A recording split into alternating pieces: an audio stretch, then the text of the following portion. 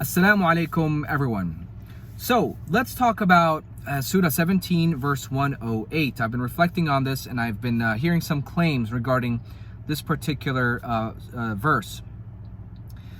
It is claimed that 17:108 teaches us we are required to physically prostrate. And more importantly, physically prostrate onto our chins rather than our foreheads as commonly done today.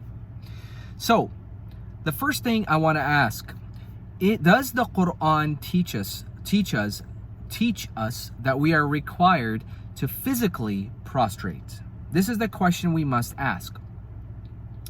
And I've already done a couple of videos about sujood, and I do invite you guys to watch those videos. But for now, I'm going to briefly share with you my understanding.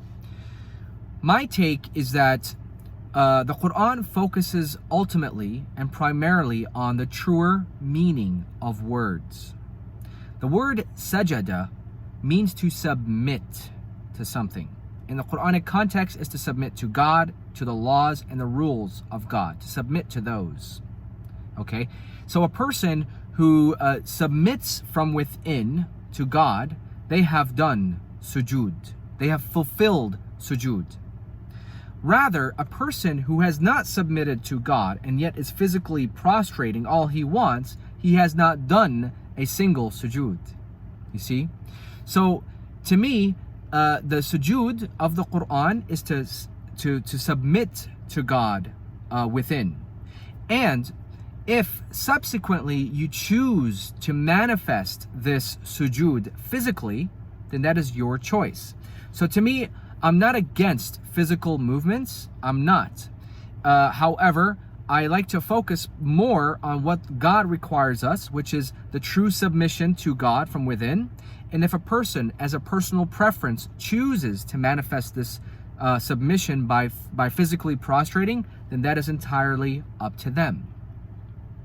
So no, the Quran does not require a person to physically prostrate, but rather God requires us to prostrate or submit ourselves from within. Let me give you an example. When God tells the Prophet, كَلَّا لَا تُطِعْهُ وَاسْجُدْ وَاقْتَرِبْ. No, Muhammad, do not obey him. Usjud, and come near. So God here tells the Prophet, do not obey them, do not obey him.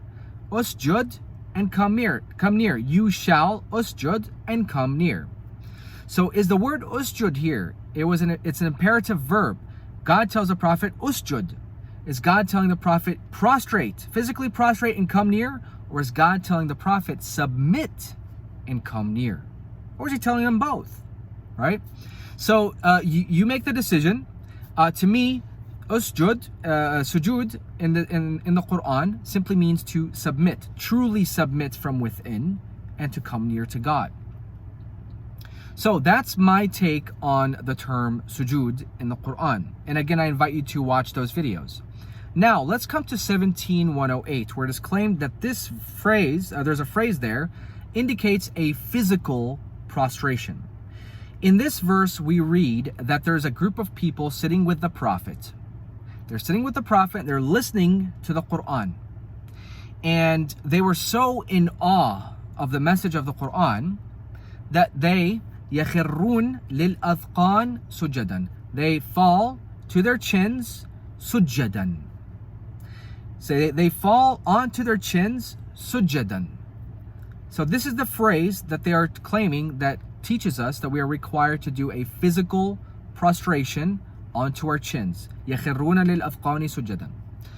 Now, those who claim that this phrase indicates we are required to do a physical prostration, I will invite them to actually reread that phrase more carefully.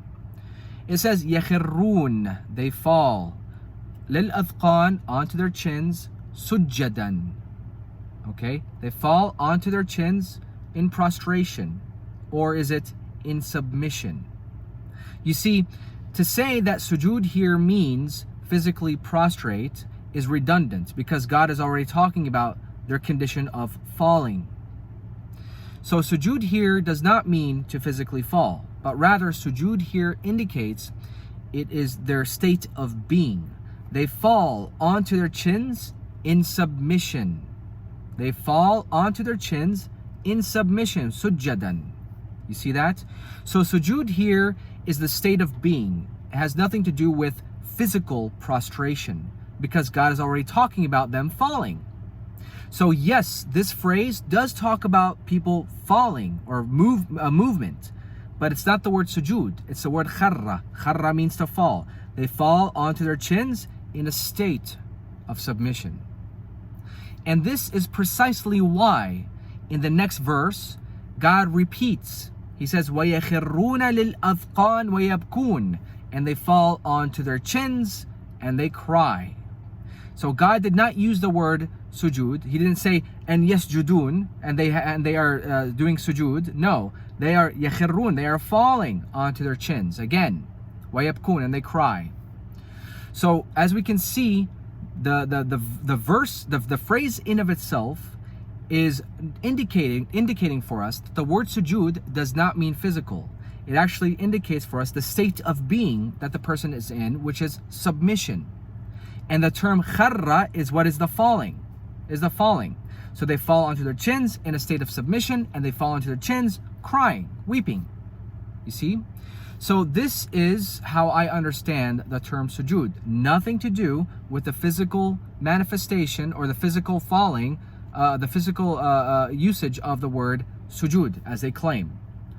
Now, I'm going to end this by asking another question to the individuals who still assert that this phrase indicates that sujud means falling. Sujud means to physically prostrate.